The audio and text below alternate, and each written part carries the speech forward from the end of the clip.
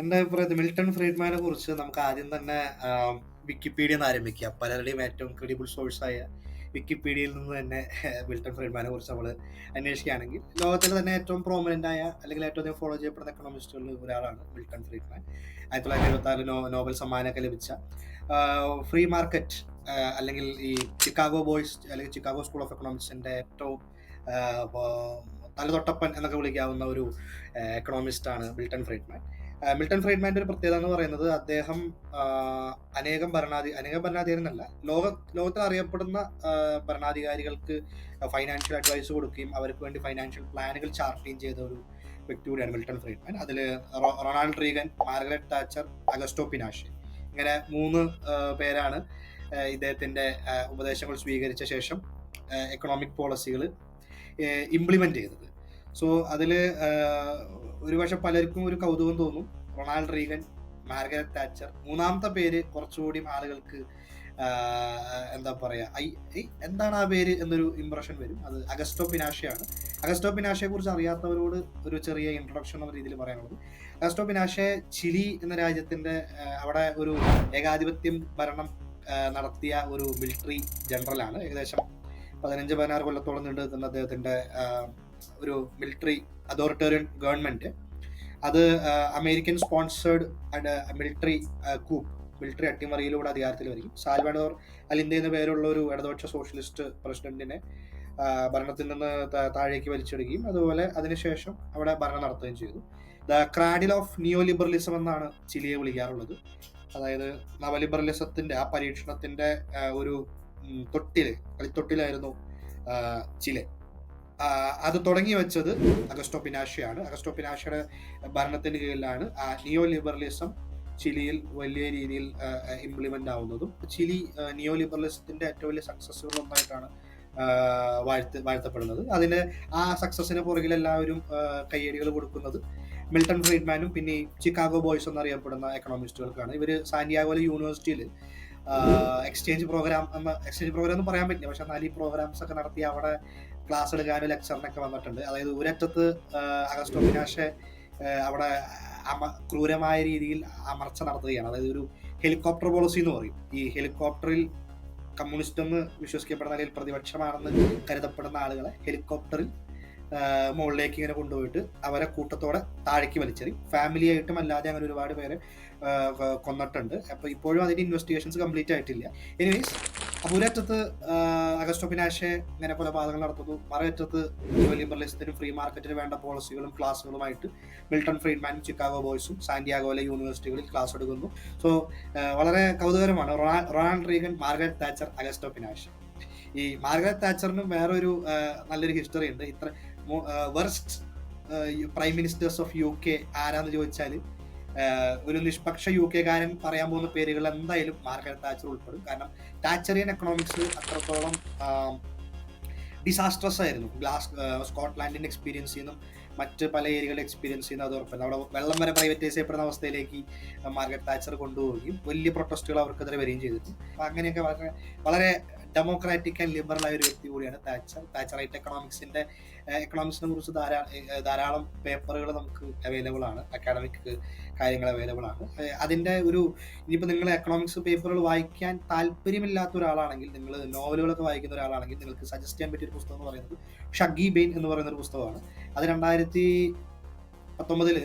Booker സമ്മാനം കിട്ടിയ ഒരു നോവലാണ്. അതിൻ്റെ സെറ്റപ്പ്, ആ നോവലിൻ്റെ സെറ്റപ്പ് എന്ന് പറയുന്നത് താച്ചറിയൻ പോളിസികൾ ഇംപ്ലിമെന്റ് ചെയ്തിട്ടുള്ള UK ആൻഡ് സ്കോട്ട്ലൻഡ് ആണ് അതിലെ മെയിൻ ടെക്സ്റ്റർ എന്ന് പറയുന്നത്. പിന്നെ റീഗണോമിക്സ് വളരെ ഫേമസ് ആണ്. റൊണാൾഡ് റീഗനെ പ്രത്യേകിച്ച് പരിചയപ്പെടുത്തേണ്ട ആവശ്യമൊന്നുമില്ല. Is famous for his austerity policies. So അങ്ങനെ വളരെ 3 ജനാധിപത്യത്തിൻ്റെയും വ്യക്തി സ്വാതന്ത്ര്യത്തിൻ്റെയും അതുപോലെ എന്താ പറയുക എക്കണോമിക് ഫ്രീഡത്തിൻ്റെയും അപ്പസ്തോലന്മാരായ 3 ഭരണാധികാരികൾ, Augusto Pinochet, Ronald Reagan, Margaret Thatcher, 3 പേർക്ക് വേണ്ടിയും അവരുടെ എക്കണോമിക് പോളിസികൾ തയ്യാറാക്കി കൊടുത്തതാണ് മിൽട്ടൺ ഫ്രീഡ്മാൻ. സോ ഇതാണ് ബേസിക്കലി മിൽട്ടൺ ഫ്രീഡ്മാൻ. പക്ഷേ ഞാൻ ഇന്നിപ്പോൾ സംസാരിക്കാൻ വന്നിരിക്കുന്നത് മിൽട്ടൺ ഫ്രീഡ്മാൻ്റെ സ്റ്റാർട്ടിംഗ് പീരീഡിൽ, അതായത് 50s മുതൽ 60s വരെയുള്ള മിൽട്ടൺ ഫ്രീഡ്മാൻ്റെ റൈറ്റിങ്സും അതിൻ്റെ ഇംപ്ലിക്കേഷൻസും അതുപോലെ അത് വരുത്തിവെച്ച ചില ഫലങ്ങളും അതിനെക്കുറിച്ച് ചർച്ച ചെയ്യുന്നത്.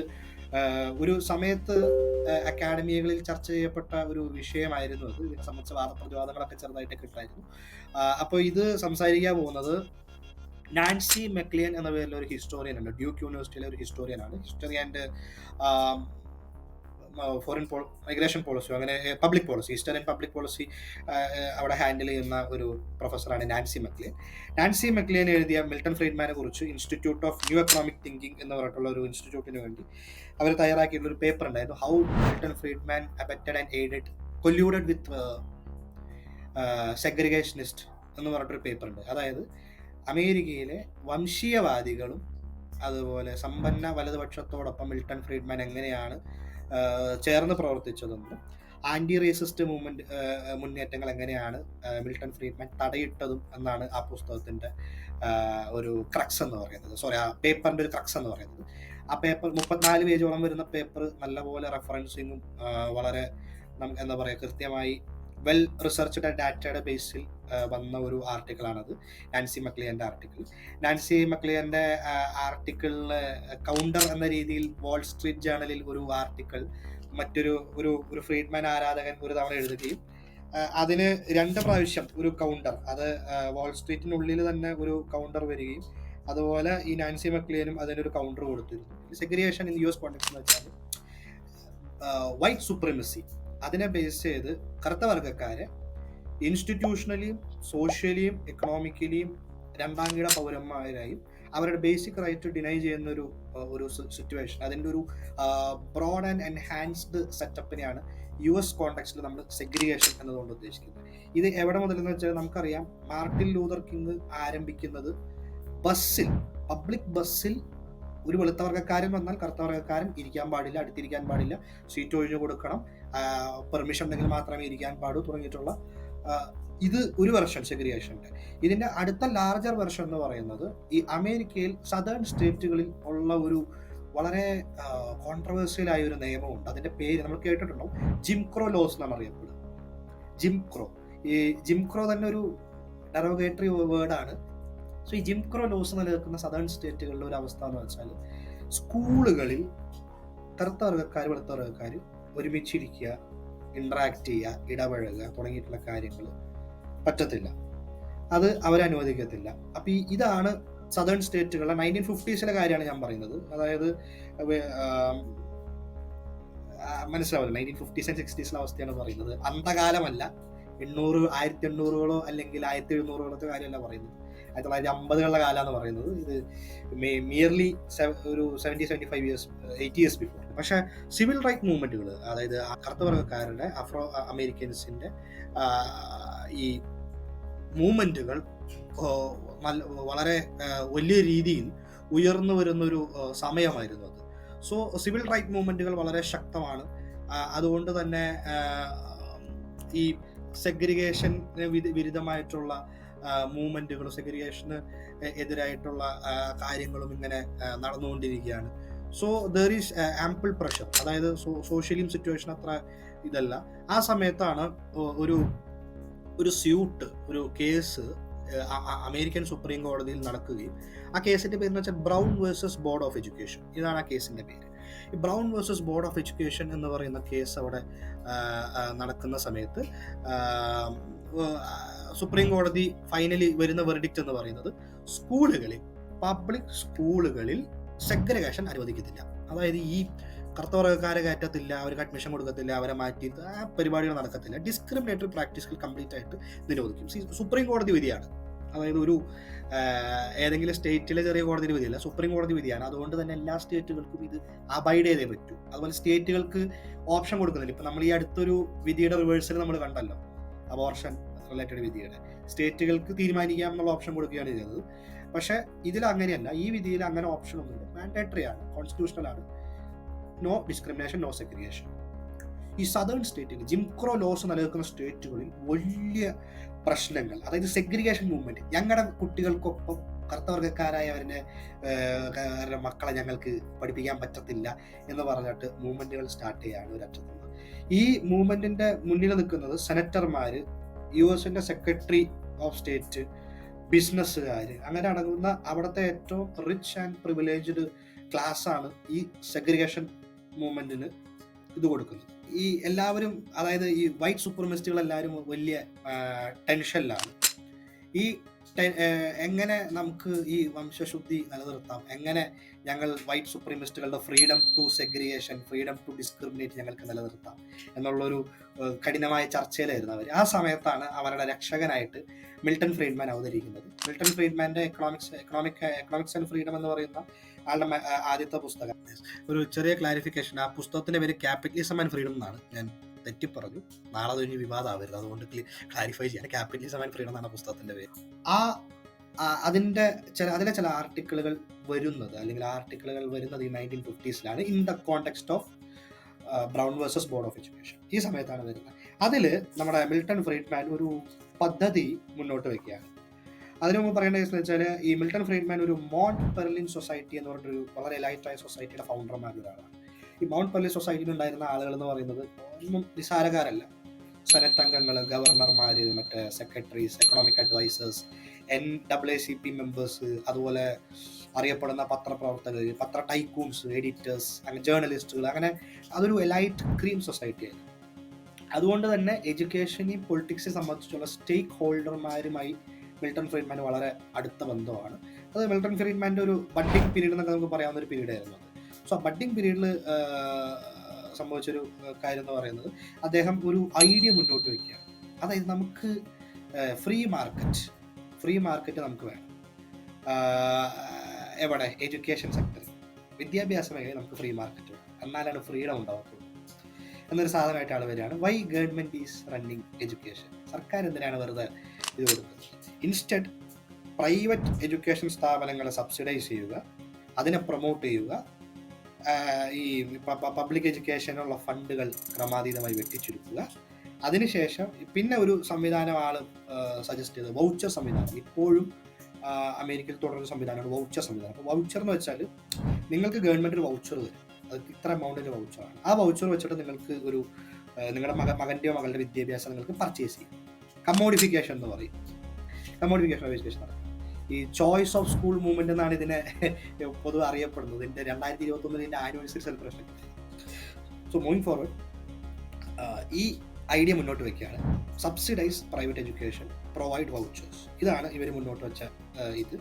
ഏത് കോണ്ടെക്സ്റ്റിലാണ് മുന്നോട്ട് വയ്ക്കുന്നതെന്ന് വെച്ചാൽ, ഈ പബ്ലിക് സ്കൂളുകളിൽ സെഗ്രിഗേഷൻ പാടില്ല, ഇന്റഗ്രേഷനെ പാടുള്ളൂ. അപ്പോൾ പബ്ലിക് സ്കൂളുകൾക്ക് മാത്രമാണ് ഇത് ബാധകമായിട്ടുള്ളൂ, പ്രൈവറ്റ് സ്കൂളുകൾക്ക് ഇത് ബാധകമല്ല. ഇതിൽ 1955 കൂടിയിട്ടാണ് ഈ എഡ്യൂക്കേഷണൽ ഫ്രീഡം എന്ന് പറയുന്ന ഈ ഐഡിയ മിൽട്ടൺ ഫ്രീഡ്മാൻ അഡ്വാൻസ് ചെയ്തു. സോ മിൽട്ടൺ ഫ്രീഡ്മാൻ ഈ വൗച്ചർ സംവിധാനം പ്രപ്പോസ് ചെയ്തപ്പോൾ സൗത്ത് കരോളിന, വിർജീനിയ തുടങ്ങിയിട്ടുള്ള ജിം ക്രോ നിയമങ്ങൾ നിലനിൽക്കുന്ന സ്റ്റേറ്റുകളിൽ ഇവരിത് മാസീവായിട്ട് ഇംപ്ലിമെന്റ് ചെയ്തു. സോ ഇത് മൂലം എന്താ സംഭവിച്ചതെന്ന് വെച്ചാൽ, പബ്ലിക് സ്കൂളുകളിൽ നിന്ന് വൈറ്റ് റേസിൽ പെടുന്ന സ്റ്റുഡൻസിൻ്റെ ഡ്രോപ്പ് ഔട്ട് വർദ്ധിപ്പിക്കുകയും അവർ പ്രൈവറ്റ് സ്കൂളുകളിലേക്ക് പോകാൻ ആരംഭിച്ചു ഒരറ്റത്ത്. ഇനി അതിനുശേഷം സംഭവിച്ചൊരു കാര്യം വെച്ചാൽ, പ്രൈവറ്റ് സ്കൂളുകൾ എന്ന് പറയുമ്പോൾ പ്രൈവറ്റ് മാനേജ്മെൻറ്റിൻ്റെ തോന്നിവാസമാണ്. അവിടെ ഈ പറഞ്ഞ പോലെ സെഗ്രിഗേഷൻ എന്തോ ആവാം. അപ്പോൾ ബേസിക്കലി എന്താ സംഭവിച്ചതെന്ന് വെച്ചാൽ, ഒരു സോഷ്യൽ ഹാർമണി അല്ലെങ്കിൽ സോഷ്യൽ ചേഞ്ചിന് ഉതകുന്ന ഒരു ഇനീഷ്യേറ്റീവ് അവിടെ തകർക്കപ്പെടുകയാണ്. ഇത് കഴിഞ്ഞിട്ട് ആർട്ടിക്കിൾസ്, നമ്മുടെ മിൽട്ടൺ ഫ്രീഡ്മാൻ്റെ ആർട്ടിക്കിൾസ് എഡിറ്റ് ചെയ്യാൻ വേണ്ടിയിട്ട് റോബർട്ട് സോളോ എന്ന പേരുള്ള ഒരു എക്കണോമിസ്റ്റിനെ ഫ്രീഡ്മാൻ ഏൽപ്പിക്കുകയാണ്. ഇത് വായിച്ചു കഴിഞ്ഞപ്പോൾ, ഈ എഡ്യൂക്കേഷനെ കുറിച്ച് ഇപ്പോൾ ഈ പ്രപ്പോസ് ചെയ്ത ഐഡിയ ഈ പുതിയ സുപ്രീം കോടതി വിധിയുടെ പശ്ചാത്തലത്തിൽ വായിച്ചു കഴിഞ്ഞപ്പോൾ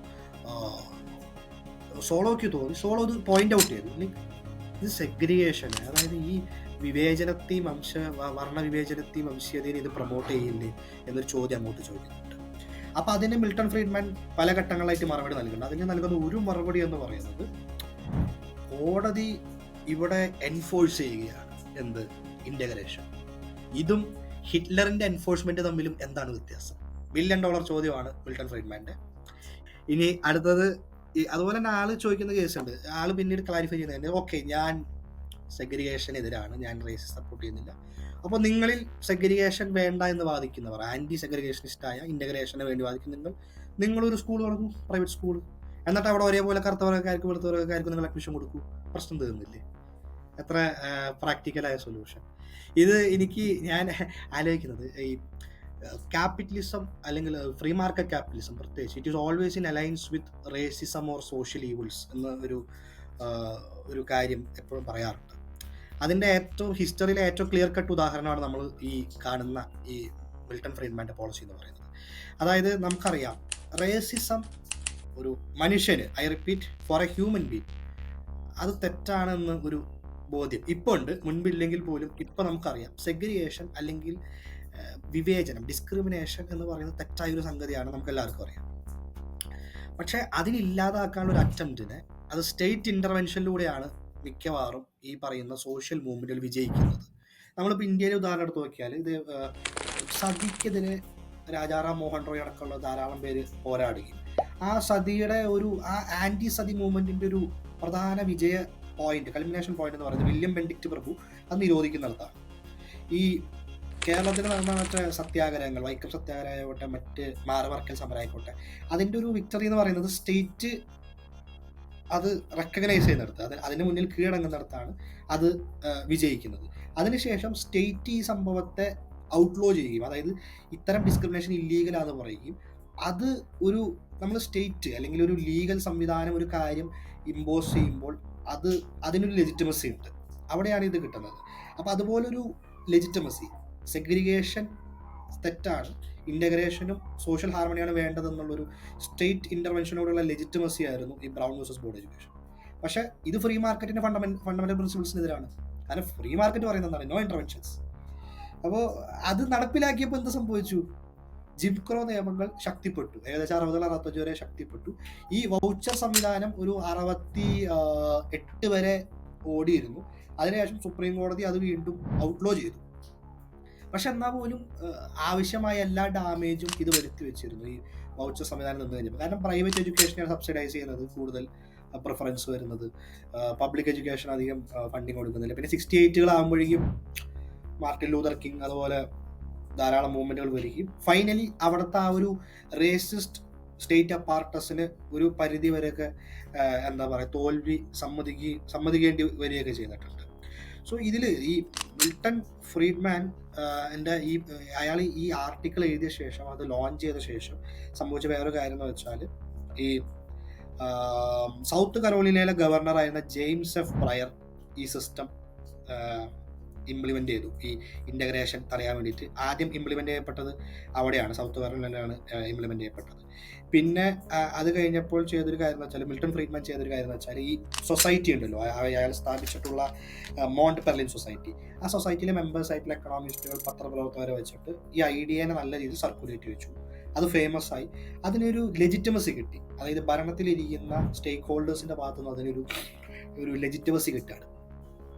അപ്പോൾ ഇതിൽ സംഭവിച്ച കാര്യം എന്ന് വെച്ചാൽ, ഞാൻ നേരത്തെ പറഞ്ഞ പോലെ മിൽട്ടൺ ഫ്രീഡ്മാൻ വളരെ നിഷ്കളങ്കമായി റേസിസത്തെ അതിൻ്റെ വേരുകൾ ഒന്നുകൂടി ആഴത്തിലേക്ക് പോകാനുള്ള എല്ലാ അവസരവും മിൽട്ടൺ ഫ്രീഡ്മാൻ ഒരുക്കി കൊടുത്തു എന്നുള്ളതാണ്. ഏറ്റവും നമ്മൾ കാണേണ്ട ഒരു കാര്യം എന്ന് പറയുന്നത്, മിൽട്ടൺ ഫ്രീഡ്മാൻ്റെ ഫ്രീ മാർക്കറ്റിൻ്റെ സോഷ്യൽ ഇംപ്ലിക്കേഷൻസ് എന്താണ്, അതിൻ്റെ എക്കണോമിക് ഇംപ്ലിക്കേഷൻസ് എന്താണെന്നുള്ളതിൻ്റെ ഏറ്റവും നല്ല ഉദാഹരണമാണ് ഇത്. ഇപ്പോൾ ഈ നിയോ ലിബറലിസവും ക്യാപിറ്റലിസവും വെച്ച് സോഷ്യൽ ഇഷ്യൂസ് ഇല്ലാതാകും എന്ന് ആരൊക്കെയോ പറയുന്നത് ഞാൻ കേട്ടിട്ടുണ്ട്. പക്ഷെ ഒരു വിഷയം എന്ന് വെച്ചാൽ, ക്യാപിറ്റലിസത്തിൻ്റെ ഏറ്റവും പ്രധാനപ്പെട്ട ടെൻഡൻസി എന്ന് പറയുന്നത് അത് എന്തെങ്കിലും ഒരു സോഷ്യൽ ആക്ഷൻ ഇംപ്ലിമെൻറ്റ് ചെയ്യുന്നുണ്ടെങ്കിൽ, അതായത് സോഷ്യൽ ചേഞ്ച് അത് വരുത്തുന്നുണ്ടെങ്കിൽ, അത് പ്രോഫിറ്റിനെ ബേസ് ആയിട്ടാണ്. ഇപ്പോൾ ഇവിടെ എന്താ ചെയ്തത്? ഫ്രീ മാർക്കറ്റ് ക്യാപിറ്റലിസം എന്താ ചെയ്തത്? എഡ്യൂക്കേഷൻ സെക്ടറിനെ അത് ലിബറലൈസ് ചെയ്തു, അവിടെ ഗവൺമെൻറ് കൺട്രോൾ എടുത്ത് കളഞ്ഞു. ഒരു കോമ്പറ്റീഷൻ പറയുന്ന പോലെ ഒരു ഫ്രീ അൺഫെക്റ്റഡ് കോമ്പറ്റീഷൻ അവിടെ വരികയാണ്. ആ വന്നു കഴിഞ്ഞപ്പോൾ എന്ത് സംഭവിച്ചു? അവിടെ ആ സെഗ്രിഗേഷൻ നിയമം ഒന്നുകൂടി ശക്തമാക്കപ്പെട്ടു. നമ്മൾ ആലോചിക്കണം, ഒരു നിയമം നിലവിൽ നിൽക്കെ, ഒരു ലോ അവിടെ നിലവിൽ നിൽക്കെ, അതായത് brown versus board of education അടക്കമുള്ള സുപ്രീം കോടതി നിയമം നിലനിൽക്കെ അതിനെ വീക്കൺ ചെയ്യുകയാണ് ഫ്രീ മാർക്കറ്റ് പോളിസി ചെയ്തത്. അതായത് ഫ്രീ മാർക്കറ്റ് പോളിസികളുടെ ഏറ്റവും വലിയൊരു ഈവിൾനെസ് നമ്മൾ മനസ്സിലാക്കേണ്ട ഒരു കാര്യം എന്ന് വെച്ചാൽ, സ്റ്റേറ്റ് ഇംപ്ലിമെൻ്റ് ചെയ്യുന്ന അല്ലെങ്കിൽ ഏതെങ്കിലും സ്റ്റേക്ക് ഹോൾഡർ ഇംപ്ലിമെൻ്റ് ചെയ്യുന്ന ഒരു പ്രോഗ്രസീവ് ചേഞ്ചിനെ അട്ടിമറിക്കാൻ ഇതിനെ കൊണ്ട് പറ്റും. അതാണ് ഇതിൻ്റെ ഏറ്റവും വലിയൊരു പ്രത്യേകത എന്ന് പറയുന്നത്. അപ്പോൾ ഈ നാൻസി മക്ലിയൻ്റെ ഈ പേപ്പറിൽ മക്ലിയൻ പറയുന്നൊരു കാര്യമുണ്ട്, 34 പേജുള്ളൊരു പേപ്പറിൽ അവർ പറയുന്നൊരു കാര്യമുണ്ട്. 2004 ഫ്രീഡ്മാൻ അമേരിക്കൻ ലെജിസ്ലേറ്റീവ് എക്സ്ചേഞ്ച് കൗൺസിലിൽ നടത്തുന്ന ഒരു ടോക്കിൽ ആള് പറഞ്ഞ ഒരു കാര്യം എന്താ വെച്ചാൽ, the ideal way to give parents control over their children's education would be to abolish the public school system and eliminate all the taxes that pay for it. അതായത് to give parents control of their children's education, freedom of course, ഇതിനെയാണ് നമ്മൾ freedom എന്ന് വിളിക്കാറുള്ളത്. അതുപോലെ ഇത് 2006 പറഞ്ഞത്. 2004 Friedman പറഞ്ഞ മറ്റൊരു കാര്യം എന്ന് പറയുന്നത്, private charity would be more than ample to assure that there were schools available for every child. ഇതൊക്കെ അദ്ദേഹം എന്തുകൊണ്ട് പറഞ്ഞു എന്ന് എനിക്കൊരു പിടുത്തമില്ല. ഈ സ്റ്റേറ്റ്മെൻറ്റിനെ കുറിച്ച് എന്താണ് പറയേണ്ടതെന്ന് എനിക്കൊരു പിടുത്തമില്ല. ബട്ട് സ്റ്റിൽ ഈ എഡ്യൂക്കേഷനെ സംബന്ധിച്ച് ഇത് മാനിഫെസ്റ്റോ ഓഫ് മിൽട്ടൺ ഫ്രീഡ്മാൻ എന്നാണ് ഈ ആർട്ടിക്കിൾസിനെ മെയിനായിട്ട് പറയാറ്, ഈ അദ്ദേഹത്തിൻ്റെ എഡ്യൂക്കേഷനെ സംബന്ധിച്ചുള്ള ഈ പോളിസീനെ. പക്ഷെ അത് ഉണ്ടാക്കിയൊരു കറ്റാസ്ട്രോഫിക് എഫക്റ്റ് എന്ന് പറയുന്നത് ഒരു ഇൻ്റഗ്രേഷൻ മൂവ്മെൻറ്റ്, അതായത് ഈ ആൻറ്റി റേസിസ്റ്റ് മുന്നേറ്റത്തെ കുറഞ്ഞതൊരു 10 കൊല്ലെങ്കിലും തടഞ്ഞു വയ്ക്കാൻ. അതായത് 10 കൊല്ലം ബൈ പോളിസി, അതിൻ്റെ സോഷ്യൽ ഇംപ്ലിക്കേഷൻ അതിലും കൂടുതലാണ്. അതായത് 10 കൊല്ലം നമ്മൾ 10 കൊല്ലം കൂടി ഒരു പുതിയ സെഗ്രഗേഷൻ മെഷർ നിങ്ങൾ ഇൻട്രൊഡ്യൂസ് ചെയ്യുന്നതിന് അർത്ഥം എന്ന് പറയുന്നത് കുറഞ്ഞത് വരാൻ പോകുന്ന ഒരു 20-25 കൊല്ലത്തേക്കെങ്കിലും അതിൻ്റെ ആഫ്റ്റർ എഫക്റ്റ് നിലനിൽക്കുന്നുള്ളതാണ്. അത് അതിൻ്റെ ഒരു സോഷ്യൽ കോസ്റ്റ് അതാണ്. സോ ഇത് ചെയ്തു എന്നുള്ളതാണ് മിൽട്ടൺ ഫ്രീഡ്മാൻ്റെ ഒരു സംഭവം. സോ ഇതാണ് ജിം ക്രോ നിയമങ്ങൾക്ക് വേണ്ടി വാദിച്ച, അതായത് വംശീയവാദികളുടെ ഫ്രീഡത്തിനും their freedom to segregate, their freedom to exploit, ഇതിനു വേണ്ടി സാക്ഷാൽ മിൽട്ടൺ ഫ്രീഡ്മാൻ വാദിച്ചിട്ടുണ്ട്. ഇനി മറ്റൊരു കേസ് എന്ന് പറയുന്നത് ഈ വൗച്ചർ സംവിധാനത്തിൻ്റെ ഒരു പ്രശ്നം. വൗച്ചറുകൾ പലപ്പോഴും എന്ന് പറയുന്നത് ഒരു പ്രിസ്ക്രൈബ്ഡ് എമൗണ്ടിലാണ് വൗച്ചറുകൾ കൊടുക്കുക. ഈ വൗച്ചറുകൾ കൊടുത്തു കഴിഞ്ഞിട്ട് അതിന് പ്രധാന വിഷയം എന്ന് വെച്ചാൽ പല പ്രൈവറ്റ് സ്കൂളുകളിലും ഈ വൗച്ചറിൽ പറയുന്ന തുകയേക്കാൾ കൂടുതലായിരിക്കും പലപ്പോഴും ഫീസ് എന്ന് പറയുന്നത്. അപ്പോൾ ഈ വർക്കിംഗ് ക്ലാസ്, അതായത് പണിയെടുക്കുന്ന ഒരു lower middle class, lower class ആളുകൾക്ക്, അത് ബോത്ത് ബ്ലാക്ക് ആൻഡ് വൈറ്റ്, ഇവർക്ക് പ്രശ്നം വെച്ചാൽ ബാക്കി എമൗണ്ട് ഇവർ കണ്ടെത്തണം. പബ്ലിക് എഡ്യൂക്കേഷൻ എന്ന് പറയുമ്പോൾ പിന്നെയും ഓക്കെ ആയിരുന്നു, like situations was very good. പക്ഷേ ഇത് പ്രശ്നം വെച്ചാൽ വൗച്ചറിൽ ഇത്ര കവർ ചെയ്യും, ബാക്കി കവറേജ് നമ്മൾ കണ്ടെത്തണം. അത് പലപ്പോഴും പല രീതിയിലായിരിക്കും അത് എടുക്കുക. അപ്പോൾ അതിന് വേണ്ടിയിട്ട് അവർ കൂടുതൽ ജോലികൾ, കാര്യങ്ങൾ, അപ്പോൾ ലേബർ മാർക്കറ്റിലേക്ക് കൂടുതൽ ആളുകൾ ഇൻഫ്ലക്സ്, ഡ്രോപ്പ് ഔട്ടുകൾ, അതുപോലെ എഡ്യൂക്കേഷൻ ഒരു പരിധി കഴിയുമ്പോൾ ഉപേക്ഷിച്ച് ജോലിക്ക് പോകുന്നവർ, ഇന്നും അമേരിക്കൻ ലേബർ മാർക്കറ്റിൻ്റെ റിയാലിറ്റി അത് തന്നെയാണ്. ഇതും മിൽട്ടൺ ഫ്രീഡ്മാൻ എൻഷുർ ചെയ്തു. ഇങ്ങനെ ഡ്രോപ്പ് ഔട്ടുകൾ ഉണ്ടാകുമ്പോൾ അല്ലെങ്കിൽ ലേബർ മാർക്കറ്റിലേക്ക് കൂടുതൽ ആളുകൾ പോകുമ്പോൾ അതിൻ്റെ പ്രോഫിറ്റ് ആർക്കാന്ന് പോകുന്നത് ദ എലൈറ്റ് ബിസിനസ് ടീമിന്. അതായത് ഒരു സർക്കിൾ ഓഫ് എക്സ്പ്ലോയിറ്റേഷൻ. അപ്പോൾ എങ്ങനെ ഫ്രീ മാർക്കറ്റും റേസിസവും ഒരുമിച്ച് മറ്റേ ബായി ആയി തോളോട് തോൾ കൊണ്ടുപോകാന്നുള്ളതിൻ്റെ നല്ലൊരു ഇതാണ് മിൽട്ടൺ ഫ്രീഡ്മാൻ. ഇതിന് ഏറ്റവും പ്രധാനപ്പെട്ട കാര്യം എന്ന് വെച്ചാൽ നമ്മൾ എപ്പോഴും മനസ്സിലാക്കുക സോഷ്യൽ ചേഞ്ചിൻ്റെ അതിൽ പ്രധാനപ്പെട്ട പങ്ക് വഹിക്കുന്ന ഒരു ഫാക്ടർ എന്ന് പറയുന്നത് എപ്പോഴും ഭരണകൂടമാണ്. ഭരണകൂടം അതിൻ്റെ പോളിസി എങ്ങനെയാണോ അതായിരിക്കും സോഷ്യൽ അരീനകളിൽ എപ്പോഴും റിഫ്ലക്റ്റ് ചെയ്യുക. അപ്പോൾ നമുക്കെടുത്ത് നോക്കിയാൽ റഷ്യൻ റവല്യൂഷൻ ഉദാഹരണമായിട്ട് എടുക്കാം, ഫ്രഞ്ച് റവല്യൂഷൻ ഉദാഹരണമായിട്ട് എടുക്കാം.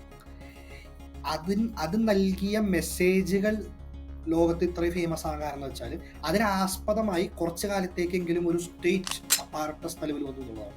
ഇപ്പോൾ ഫ്രഞ്ച് റവല്യൂഷൻ എടുത്താൽ വളരെ ചുരുങ്ങിയ കാലത്തേക്കാണെങ്കിലും ആ മുദ്രാവാക്യങ്ങളെ ബേസ് ചെയ്തുകൊണ്ടുള്ളൊരു ഗവൺമെൻറ് അവിടെ വരികയാണ്. അപ്പോൾ ഈ സോഷ്യൽ ചേഞ്ചുകളിൽ സ്റ്റേറ്റ് ഇൻ്റർവെൻഷൻ വലിയൊരു ഫാക്ടറാണ്. നമ്മൾ ഈ ലിബർട്ടേറിയൻസും നിയോ ലിബറൽസും മെയിനായിട്ട് ഇവർ ഈ സ്റ്റേറ്റ് ഇൻ്റർവെൻഷനെ ഇവർ ഔട്ട്റൈറ്റ്ലി റിജക്റ്റ് ചെയ്യുമ്പോൾ സംഭവിക്കുന്ന ഒരു കാര്യം എന്ന് വെച്ചാൽ സോഷ്യൽ കൊഹീഷൻ എന്ന് പറയുന്ന ഒരു കാര്യം, അതിനെ ഇത് വളരെ കറ്റാസ്ട്രോഫിക്കലായിട്ട് എഫക്റ്റ് ചെയ്യും. സോഷ്യൽ മൊബിലിറ്റിയെ ഇത് ബാധിക്കും. Joseph Stiglitz price of inequality എന്ന് പറഞ്ഞ പുസ്തകത്തിൽ പ്രധാനമായിട്ട് മെൻഷൻ ചെയ്യുന്നൊരു കാര്യമാണ് അമേരിക്കയിലെ എക്കണോമിക് പോളിസികൾ മൂലമുണ്ടാകുന്ന ഏറ്റവും പ്രധാന പ്രശ്നം വെച്ചാൽ സോഷ്യൽ മൊബിലിറ്റി എന്ന് പറയുന്ന സാധനം ഇല്ലാതാവുകയാണ്. ഇൻഇക്വാളിറ്റി വർദ്ധിക്കും തോറും അപ്പോൾ ആളുകൾ ചോദിക്കുന്നത് ഇൻഇക്വാളിറ്റി വർദ്ധിച്ച് എന്ത് സംഭവിക്കും? ഇൻഇക്വാളിറ്റി വർദ്ധിക്കുമ്പോൾ എന്താ സംഭവിക്കുക വെച്ചാൽ ഒരു എക്സാമ്പിൾ, അമേരിക്കയുടെ എക്സാമ്പിൾ എടുത്താൽ ലൈഫ് എക്സ്പെക്ടൻസിയുടെ കാര്യത്തിൽ അമേരിക്ക ഡെവലപ്ഡ് നേഷൻസിലെ ഏറ്റവും പുറകിൽ നിൽക്കുകയാണ്. ഹെൽത്ത് കെയറിൻ്റെ കാര്യത്തിൽ ഈവൻ ചില ഡെവലപ്പിംഗ് കൺട്രീസ് അമേരിക്കയേക്കാൾ ബെറ്ററാണ്. സോ ഇതിൻ്റെ ആഫ്റ്റർ എഫക്റ്റ്, ഹ്യൂമൻ ലൈഫിൻ്റെ മേലുള്ള ഇതിൻ്റെ എഫക്റ്റ് എന്ന് പറയുന്നത് വളരെ ദീർഘകാലത്തേക്ക് ഇറ്റ്സ് വെരി ഡിസാസ്റ്റർസ്. ഇത് പലരും മനസ്സിലാക്കാതെ പോകാം. മിൽട്ടൺ ഫ്രീഡ്മാൻ അന്ന് അയാൾ പ്രൊപ്പോഗേറ്റ് ചെയ്ത ഐഡിയാസ് എന്ന് പറയുന്നത്, അപ്പോൾ അത് ഞാനതിനെ കാണുന്നത് ആ ഒരു പീരീഡിനെ ഞാൻ ഒരു സ്പെസിമനായിട്ട് ഞാൻ യൂസ് ചെയ്യുന്നത് മെയിനായിട്ട് ഫ്രീ മാർക്കറ്റ് എങ്ങനെയൊക്കെ സോഷ്യൽ ഈവളുകളെയും അതുപോലെ സെഗ്രിഗേഷനെയും അത് വർദ്ധിപ്പിക്കും, അഗ്രവേറ്റ് ചെയ്യും എന്നുള്ളതാണ്. മറ്റൊരു പ്രധാനപ്പെട്ട പേപ്പർ എന്ന് പറയുന്നത് സ്റ്റീവ് സ്യൂട്ട്സ് എഴുതിയിട്ടുള്ള segregationist libertarians and modern school choice movement എന്ന് പറഞ്ഞിട്ട് മറ്റൊരു പുസ്തകമുണ്ട്. നമ്മൾ നോക്കിയാൽ മനസ്സിലാക്കുന്ന കേസ് എന്ന് വെച്ചാൽ സോ കോൾഡ് ഈ പറയുന്ന ലിബർട്ടേറിയൻ നിയോ ലിബറൽ ആളുകളൊക്കെ തന്നെ ഒരു സമയത്ത് ഈ ഈവിളുകളെ, സോഷ്യൽ ഈവിളുകളെ എയ്ഡ് ചെയ്ത അല്ലെങ്കിൽ അതുമായിട്ട് കൊല്യൂഡ് ചെയ്തവരായിരുന്നു. Despite they speak of freedom. അപ്പോൾ ഫ്രീഡം ഫോർ ഹൂം, അതാണ് ചോദ്യം. ആരുടെ ഫ്രീഡം? നിങ്ങൾ പറയുന്ന എക്കണോമിക് ഫ്രീഡം ആർക്കൊക്കെ ഉള്ളതാണ്, എത്ര പേർക്കുള്ളതാണ്? ആ ചോദ്യമാണ്. And I really suggest Nancy മക്ലിയറിന്റെ 2 ആർട്ടിക്കിൾസും Institute of New Economic Thinking ഐനെറ്റിൽ വന്ന ഈ 2 ആർട്ടിക്കിൾസും നിങ്ങൾ വായിച്ചു നോക്കാം. അതുപോലെ മാഗ്നസിന്റെ വാൾ സ്ട്രീറ്റിൽ വന്ന ലേഖനം, ഡാനിയൽ കോഹന്റെ വാൾ സ്ട്രീറ്റിൽ വന്ന ലേഖനം, റോബർട്ട് സ്യൂട്ട്സിന്റെ പേപ്പറും ഒക്കെ വായിച്ചു നോക്കുക. You can let evidence lead. തെളിവുകൾ നയിക്കട്ടെ.